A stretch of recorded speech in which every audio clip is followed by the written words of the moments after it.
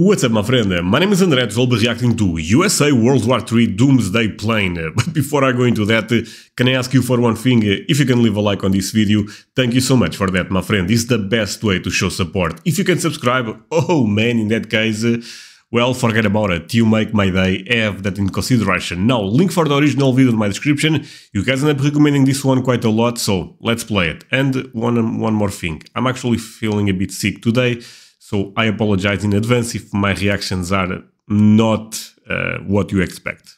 How does the United States exercise its control over its nuclear and other strategic forces in a crisis that could happen quickly and take many forms? Oh. 2 words: Doomsday plane. Okay. The E-6B Mercury has been called the Pentagon's deadliest aircraft, even though it doesn't carry any weapons. Sounds impossible.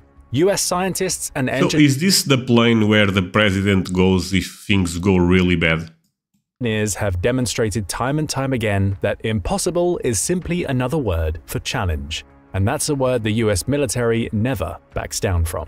Honestly, that's kind of true. Every time I react to military stuff specific from America, blows my mind. You guys are so advanced, and yeah, there is no impossibles. America has developed a highly advanced backup system of airborne command and control known as the National Emergency Airborne Command Post, NEACP. This is a fleet of aircraft that are based on commercial airliners such as the Boeing 707 and 747. Okay. These are then stripped out and radically modified to include high-tech communications, tracking, and intelligence gathering equipment. They can take to the air and operate for hours, days if necessary, and provide a Days? Oh no. Okay, what? Did he say actually days? This can be in the air days. They can take to the air and operate for hours, days if necessary, and That's crazy. provide a vast range of global communications capability in the event of a fast-moving crisis. Some have the capacity to pass on orders to launch nuclear missiles and even to independently launch the missiles themselves. So you can be in the air and be controlling the war? This is overpowered. This is fantastic. These aircraft have, somewhat melodramatically, been nicknamed the Doomsday planes. Okay. But how are these planes Makes sense actually, the name. different from standard military aircraft? There are several types of airborne command and control aircraft that provide emergency coverage in a crisis, all with slightly different levels and types of capability. Air Force One is the President of the United States' personal jet. It is Okay. fitted with a range of highly classified defense and communications gear, allowing the President and his key staff to be moved quickly and safely away from the crisis area, while still remaining fully in charge of developing situations and able to authorize all necessary government military actions. It also has a reputation for its great food. The E-4 What? I mean, if he's the plane of the president, makes sense to have great food, but okay. Another thing that now I'm remember, when I was a bit younger, I remember Obama visiting Portugal, and at the time I was actually watching the news. The amount of security that Obama bring, it was insane. I mean, they check up everything before you went. It was actually insane. Our president, look, let's be real, I'm aware the president of Portugal is not as the same as the president of America, but yeah, it's quite more relaxed. Let's put things that way. B Night Watch has more command and control capabilities than Air Force One. It supports the President and Secretary of Defense and operates around 42 separate communication systems and allows them to conduct the full spectrum of military operations. It's been designed to be able to withstand a nuclear war environment, and with in-flight refueling, can be in the air for days. The E-3 So, but without... okay, this is where I don't understand. So, being in the air for days makes sense if there is other planes actually giving you the refuel, right? The refill, potato. But what if there is no other planes? Can this plane alone stay in the air for days? AWACS Sentry is an early warning and control aircraft that provides a real-time picture of the battle space before and during a conflict, particularly including the movements of hostile aircraft hundreds of miles away. It's worth noting that, to the best of our knowledge, only one other nuclear-capable state operates a similar airborne command and control concept. Russia. The Russian Air Force operates, or it might now be operated, as the reliability and maintenance state of Russian aircraft is rarely clear, an Ilyushin Il-80 command and control aircraft with a broadly similar function to the E-4B. It probably qualifies as a Doomsday aircraft. The Il-80. So basically there is a lot of Doomsday planes, not just one. And in Russia makes sense. I mean, Putin 100% have one of those that will save his life if things go really wrong. And Putin is probably one of the people in the world that more governments are, not governments, but more people do not like him. Let's put things that way. So security around Putin is probably also crazy. It came into service in the 1980s and may have reached or passed its natural shelf life. The Russians are understood to be planning a replacement based on the Ilyushin Il-96 airliner. But our particular interest today is the E-6B Mercury. It has the capabilities of Air Force One and the E-4B, but has one further extra special feature. It can independently launch ballistic missiles from US Navy nuclear submarines. Let's dig into the details. Oh wow, can control submarines. That's crazy. Of this fascinating aircraft. The fleet of E-6B Mercury aircraft is the current generation of American Military Airborne Command Post. It was commissioned in the late 1980s as a replacement for its predecessor, the EC-130Q, which was a modified communications variant of the robust and flexible, but aging, C-130 Hercules transport aircraft. The EC-130Q had been operational in this role between 1963 and 1993. Which is a long time for a critical, high-tech piece of strategic security Yeah, I was thinking about that. It's a bit old. Infrastructure. The E-6 Model A was based on a modified Boeing 707-300 airframe. Production of the aircraft began at the Renton Boeing factory in December 1986, and the US Navy began putting it through trials from July 1988. It entered operational service in August 1989, right at the end of the Cold War. It has two roles.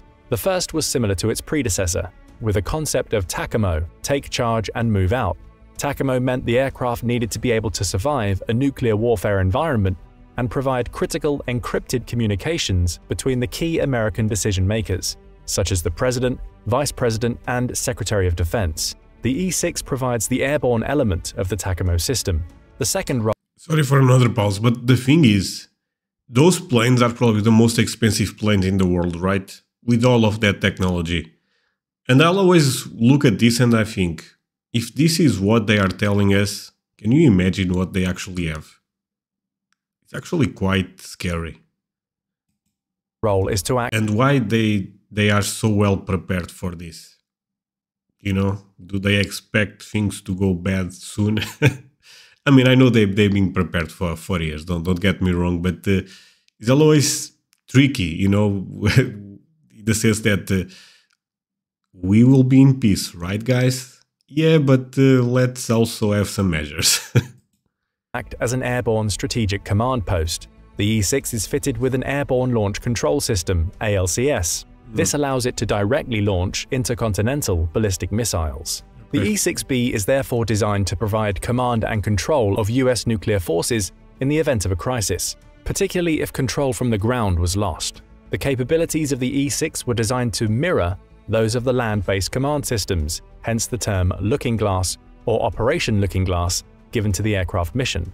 This means that if the Global Operations Center at Offutt Air Force Base in Nebraska went down for any reason, the Looking Glass mission would seamlessly and instantly replace any lost command and control capacity. In its TACAMO role, it's designed to be as independent as possible to avoid. That's actually kind of smart, so it's basically a second plan if this is really a doomsday scenario, so makes sense. Avoid being reliant on other forces, units, or systems that might be taken out. In the worst case then, this is where an American president would be located during the first hours of a nuclear war, together with a selection of generals, intelligence analysts, and political advisors. This is why people tend to get a bit jumpy when they see these doomsday aircraft taking off or in the air.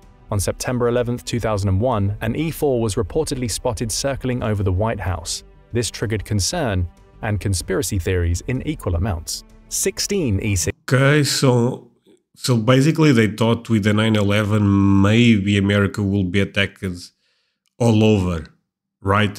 And that's why they thought we may have to put the president in the air. At the time I believe was George W. Bush, right? 6 aircraft were produced and delivered between 1988 and 1992. The fleet of aircraft is based at Tinker Air Force Base in Oklahoma and divided into 3 separate squadrons: VQ-3 Ironmen, VQ-4 Shadows, and VQ-7 Roughnecks. VQ-3 and VQ-4 are operational squadrons, while VQ-7 is the fleet replacement squadron. In case of damages and losses, it provides for the training of the aircrew. The VQ-3 squadron was the first to receive the E-6, with VQ-4 receiving its aircraft in January 1991. The fleet can also operate on the West Coast, at Travis Air Force Base, and on the East Coast at Patuxent River in Maryland. In autumn 1991, at the request of the Navy, the name of the E-6 family was changed from Hermes, the Greek god of trade, to Mercury, the Roman god of commerce, communication, and travel. The E-6 has a normal crew size of 22, although this depends on the mission. It has a maximum speed of 610 miles per hour and a flight range of 7,600 miles. It can operate at an altitude of 40,000 feet and is fitted for in-flight refueling. It can fly for 10 hours with no refueling, for 28 Okay, so 10 hours without refueling. Okay, this is good to know. hours with 1 refueling. Sorry, let's run back. It can fly for 10 hours with no refueling, for 28 hours with 1 refueling, and up to 72 hours, i.e. 3 days, with multiple refuelings. It cannot fly much longer than this, as many aspects of key maintenance can only be performed on land. Yeah. Inevitably, with such a So what happens if things are still going really bad? complex piece of equipment, Basically, the president have to face what's going on, right? the rapid speed of communication technology and the developing requirements of the military, a large program of modifications was initiated. This took the E-6A and upgraded it to a new model, the E-6B. This was a major reworking of the battle staff area, the flight deck, and other equipment. A new next-generation cockpit system was added to improve situational awareness. As the E-6B now took on its dual role, it soon became clear that there was less scope to train new crew on the job in the aircraft during missions. To improve the capacity to train crew members, the British Royal Air Force sold an E-3D Sentry aircraft back to America. It was refitted in order to recreate the communications equipment and environment within the E-6. This then allowed ground-based training to take place without encroaching on the requirements of operational missions. The first E-6B was delivered in December 1997, and the upgrading was completed for all aircraft by December 2006. Like many of the airborne command and control aircraft, the E-6 is hardened to protect itself from the electromagnetic pulse (EMP) that's generated following a nuclear detonation, or a lightning strike or a solar storm. The EMP is a sudden and powerful burst of electromagnetic energy that can knock out radio, communications equipment, electrical networks, computers, and electronic gear, potentially over hundreds of miles. The aircraft is also protected against cyber attack. To keep the fleet flying and up to date, regular modernization and maintenance activities are crucial, particularly as the airframe. Honestly, wow. I had no idea about all of this. I mean, I knew something about the president having a plane that can save him if things go wrong, but I did not know was this good. Gets older. But why is it crucial for the US to have a Doomsday plane? What are some of the actual threats waiting on the horizon? There are many security threats in the world at present. China is threatening Taiwan, and Russian forces have thrust deep into Ukraine. Global terrorist organizations Russia is so big when they bend, it's crazy. such as Islamic State and Al-Qaeda continue to pose serious threats to American and Western assets and governments, and the risk of a nuclear exchange has not receded. Russian President Vladimir Putin, as the Russian army struggles and suffers mightily in Ukraine, has several times made intentionally vague references to his nuclear forces. That's true. In June 2023, Russia deployed tactical nuclear weapons into Belarus, right up against the NATO members of Poland and the Baltic states. The world is ever more dangerous. In July 2023, President Joe Biden stressed that the threat from Russian nuclear weapons is real. The Boeing 707 airframe is old. It came into service in the late 1950s. The E-6 itself came into service at the end of the 1980s. There are perhaps only so many upgrades that can be squeezed in. Regular maintenance is essential, and stress corrosion cracks have been detected during routine checkups of the E6. Other inevitable risks include wear and tear on engines, metal fatigue, and obsolescence of parts. A $110 million modification program recently awarded to Northrop Grumman will enhance the performance of the command and control capabilities. But like all military procurement processes, one system comes to an end and another is conceived. As the E6 system begins to come to the natural end of its life, there's much debate about what a replacement system should look like. It's crucial They already have the next one, I have a feeling. That any new system is introduced in a timely manner to allow an overlap in capability. The role of the E6B and its successors is very much a no-fail mission. The US Air Force is now understood to be looking at replacing 3 aircraft systems, the E4, the C-32, and the E6, in one combined program known as NEAT. But nothing is clear yet. It should not be automatically assumed that the replacement concept for the E6 will be a similar Boeing-based air system.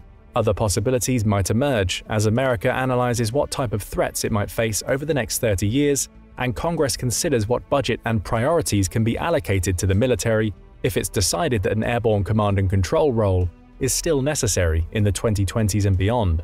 Technology, capabilities, and demands have increased. Types of threat have diversified. The potential global battle spaces have become more complex, and the demands on aircraft and crew have increased. Perhaps remote-piloted aircraft might provide a solution. Could they take on part or all of the mission requirement? Maybe the capabilities and roles of E4 and E6 aircraft could be merged into one system, or even fitted into the C-32 version of the Boeing 757 intercontinental liner. Other reports suggest that a version of the C-130, the C-130J Super Hercules, might be used for testing new systems for the TACAMO role. Inevitably, most of the debate and decisions will be shrouded in secrecy. But one thing is clear: the ability to know what's going on and to be able to communicate and to respond in a complex and fast-developing crisis is absolutely crucial for the United States and her allies. For the best part of 40 years, the E-6 Mercury squadrons have been a vital part of America's command and control system, ready to respond to major national... One thing that I did not understood perfect, I would say, is that this is just not only for the president, right? People with high positions in the government, maybe key generals and stuff like that, they can also be rescued, right, by this, just to keep the... Imagine if there is a war, they know how to operate. Am I wrong on this one, or is this just for the president? And global crises, up to and including nuclear war. The E-6 provides a backup in the event that normal land-based command and control systems have been rendered ineffective. Its dual-role capability to provide survivable communications and to act as an airborne command post gives it unique global flexibility and capability. For reasons of national security, the US government is loath to acknowledge the existence and activities of the E-6, and rarely talks in any sort of detail about the capabilities and role of the E-6 and the other Doomsday aircraft. Now in 2023, the commanders and crews of the E-6 Mercury continue to train and prepare for something they must surely hope they never have to do: to launch an LGM-30G Minuteman III intercontinental ballistic missile. It's a curious thought to ponder, that the E-6 will be considered to have successfully completed its mission if it never has to be used in anger at all. This must surely be the way we should think of all Doomsday aircraft. Yeah. But what do you think? Does America really need its Doomsday plane? If so, what do you think is the biggest current threat that might make the US use it? Let us know in the comments, and don't forget to subscribe for more military analysis from military experts. So, great video. Well, the question is quite easy to answer. I think they need it for sure. I mean, better be prepared than not be, right? But this is crazy technology, and I feel like this is the type of plane that they probably have something that we don't know. Maybe this is my conspiracy theory or something, I'm not sure. But yeah, guys, like I said, I'm a bit sick today. You guys probably noticed that reacting the video. But do not forget to leave a like. See you guys next time. Bye, my friends.